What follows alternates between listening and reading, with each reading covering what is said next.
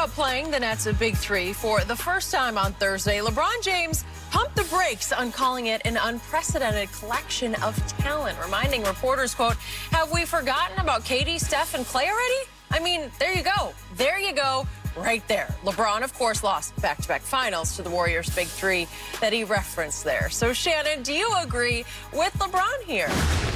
Yeah, Skip, they're different. Fair. They're different. I think the difference is that Kyrie is a better shot maker, and he's different than Klay. KD's KD, so he's the common denominator because he's on both squads. Okay, so we eliminate KD. We did eliminate KD. Steph, we see what Steph's doing. Now, James Harden, let's just say James Harden and Steph push. The difference is, I think, is Kyrie and his ability to make shots. Is he as good a three-point shooter as Klay? No. But can he do things that Klay can't do? Absolutely, Skip. He's phenomenal. I mean, you won't find a better guy that can put the ball on the floor and finish at the rim with either hands better than Kyrie.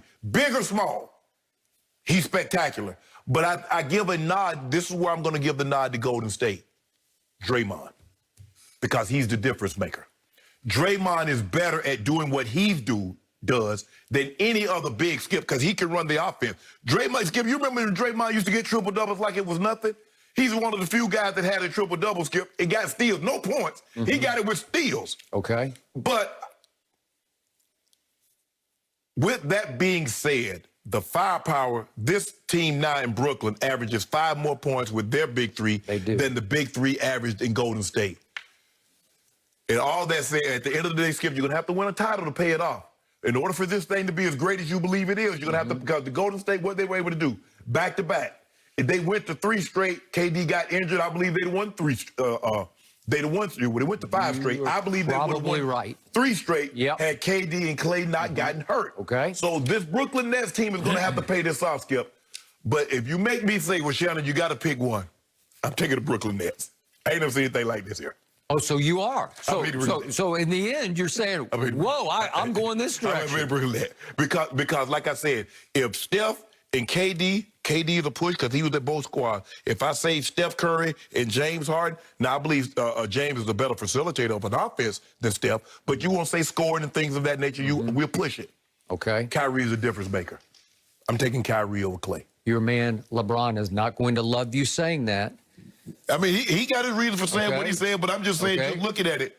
Maverick and Rich and Randy are really not going to love you saying that. Skip, you do realize that Kyrie's averaging 29 points a game. I do, and I get it. And I also understand LeBron is trying to protect his legacy. Look what I was up against. Yeah. Well, you better be up against it again. You could be up against it again, and it could be in this year's finals. It could play out that way. Okay, so I declared the day they landed James Harden, this is the greatest 3-man collection of offensive firepower in the history of this game. Right. I'm not going to say it's not even close, but if you do, I had not thought I was going 3 versus 3. If you throw in Draymond, it's not a fair fight anymore. But I do think the KD Nets 3 is better, a little better than the KD Warriors 3. Yes.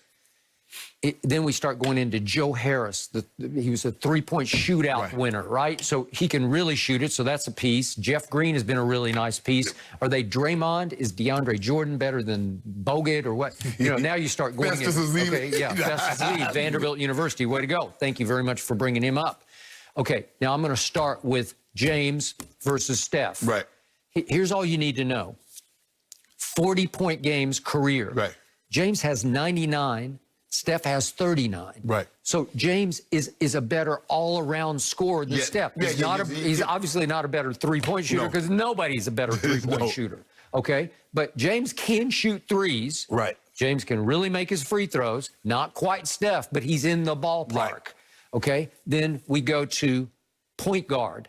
Well, James is just a better point guard than Steph is. Because just look at the assists right now. You know, my God, James has led the league twice in assists. He's at 11.3 this year right now, but 12 since he joined the Nets. Right.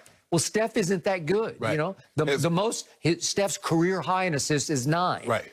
Okay, so he's Which is good. That's a good number. Very good, but he's not the distributor. James he's got creative genius as a point guard. Also, I think the thing is, Skip, is that you look at Steph. Steph has always had Klay, so he's always had someone to share with and get the ball with. Okay. But James Harden took it upon himself. So you're seeing what Steph is doing right now when he doesn't have to worry about anybody else getting an X amount of shots. Yep. You see him averaging 30-plus points a game and doing what he's doing. So he's capable of doing it. Okay, so James Harden, career 51 triple-doubles. Steph, career 7 triple-doubles because he's not going to be able to rebound. To get 10 is hard, man. Yeah. And James is getting 13 and 14 because, again, he's got offensive genius about him. He's one of those, like we're seeing it from LaMelo Ball already because he is an extraordinary rebounder, but he's below the rim. Right. Because it's all instinct. It's all savvy. It's all... I'm anticipating where this ball's going to come off the carom, right? Yeah. James can do that too. Right. And he's 6'5", and he plays bigger than 6'5", right? Yes. So 51-7 in triple doubles. Well, that means I'm going to take James over Steph. As much as I love Steph, and as much as Steph on any given night can just absolutely detonate a whole game. He can just take it over and make 10 threes, and you lose, right? But on a nightly basis, I'm going to take James. Yeah, but you saw last night what James Harden's capable of doing. Because he did it by himself. They down 21 and a half. Yeah. And everybody, and I'm sure I was thinking like, oh man, they just go, just getting ready to go see the Lakers on Thursday. I turned it off. I went to bed. I said it's over. Skip, I'm thinking to myself, I said, now Phoenix, you guys are playing in their hands. Y'all coming out here jacking up these shots and not running no offense and not playing defense.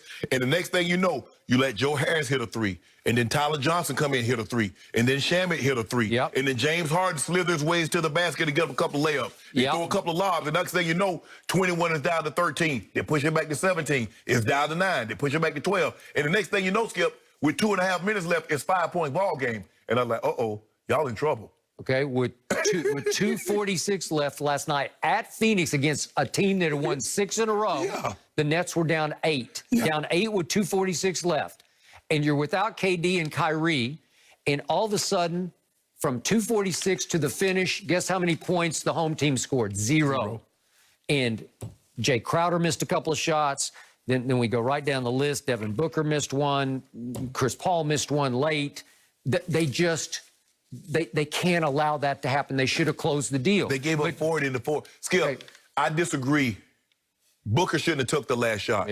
Chris Paul should. Chris Paul had it going. Well, he made the one at 2:46 that put them up 8, but then that was the end of that. And then Skip, that's not Booker's game is not that. If you look at the shots that Booker's hit, he's faced them up. You look at what he did in the bubble last year against the Clippers. You look at the one he hit the other night against the Lakers. That's not his game. Is in the part. I know he worked with Kobe and everything, but bruh, do you face him up? Okay, got it. Try to go by him, and if you can't go by him, raise up over the top. But bumping him and then pulling up over the top, that's really not his game. Okay, and I know James Harden hadn't shown us a lot at the highest level in playoff basketball. But last night, when the pressure was all on his shoulders, he took that whole game over against a good team in its building. Yeah, Skip, he had 9 points, 3 assists, a rebound, and no turnovers.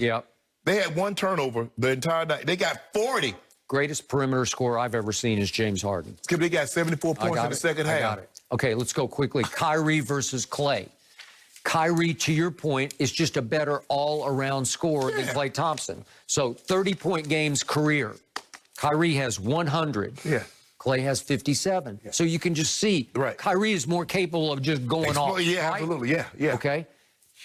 Is Kyrie a little better point guard? Well, yeah, he doesn't really play point guard, but he's 6 assists for his career. Clay's averaged 2 assists. But see, Skip, this is why you get an opportunity to see Kyrie at his absolute best. Because he's a true 2.